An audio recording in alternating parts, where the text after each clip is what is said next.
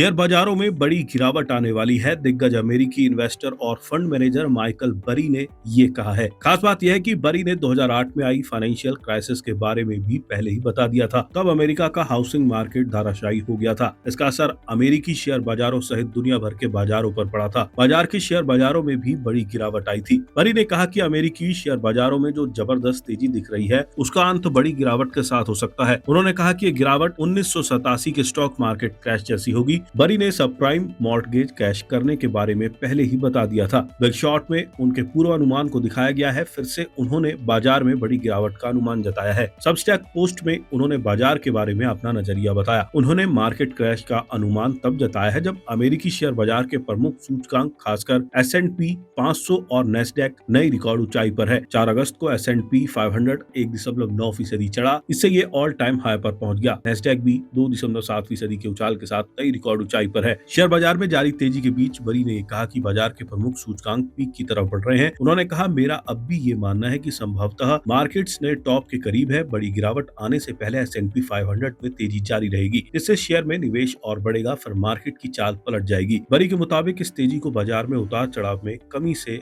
हवा मिल रही है। वॉलेटिलिटी घटने से सिस्टमैटिक और वॉलेटिलिटी टारगेटिंग फंड्स शेयरों में निवेश बढ़ रहा है। उन्होंने कहा कि वॉलेटिलिटी घटने से ऐसे फंड्स बाजार में पोजीशन बढ़ाते हैं। उधर मोमेंटम आधारित स्ट्रेटजी से खरीदारी बढ़ जाती है। इससे सेंटीमेंट बदलते ही मार्केट में बड़ी गिरावट आती है। उन्होंने कहा कि लेवरेज बढ़ने से मार्केट में बड़ी गिरावट का डर उसी तरह से बढ़ गया है जैसी गिरावट 1987 के मार्केट क्रैश में दिखी थी। 19 अक्टूबर 1987 के दिन को ब्लैक मंडे कहा जाता है। तब डॉ जोन्स इंडस्ट्रियल एवरेज एक दिन में 22.6% क्रैश कर गया था। न्यूयॉर्क स्टॉक एक्सचेंज की वैल्यू एक दिन में $500 अरब घट गई थी। इसे अमेरिकी मार्केट में इतिहास की सबसे बड़ी गिरावट माना जाता है। बरी अमेरिकी बाजार में आर्टिफिशियल इंटेलिजेंस यानी AI शेयरों की बदौलत आई तेजी को अच्छा नहीं मानते हैं। वे कहते हैं कि AI इंफ्रास्ट्रक्चर की डिमांड को फाइनेंसिंग अरेंजमेंट से सपोर्ट मिल रहा है, जो लंबे समय तक जारी नहीं रह सकता। हालांकि उन्होंने ऐसी कई कंपनियों और ETF में शॉर्ट पोजीशन भी बनाए हैं, लेकिन उनका मानना है कि हवा का रुख बदलते ही वे अपनी पोजीशन खत्म कर देंगे।